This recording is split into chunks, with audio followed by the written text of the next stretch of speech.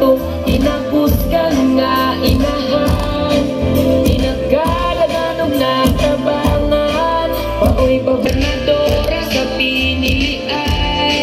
Siya ang bagay para sa sibugan. Sa una, watagit pasagdaan niya, ikihot na nga, naara siya, ang tagpananili tabias. Nagkong sa'y iingo ninyo, Dr. Ann kayo for ako. Kinasing-kasing nga pagpangga ang ialagad niya ninyo.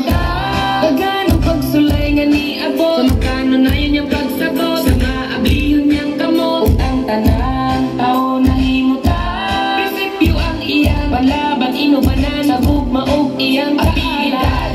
Talento sa atong gobernador, sugat pa sa una, anang tao sa iya ni pabor. Isa pa sa kalisod na to siya, atong kanunay dang tanan. Wanay laing atong gobernador si Dr. Ann. Anang nakamatutan ang ginadamgot ang kalambuan.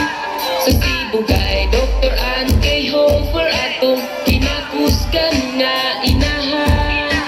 Pinagkanaganog na tabangan, mao'y paborito sa kadaghanan. Siya ato ang gobernadora sa pinilian. Siya ang bagay para sa sibugan. Nakakamatud-an ang ginadamgot ang kalambuan. Sa sibugay Dr. Ann kay Hofer atong kinakuskan nga inahan.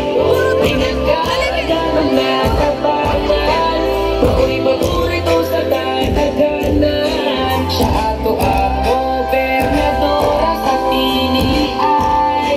Siya ang bagay para sa sibugay.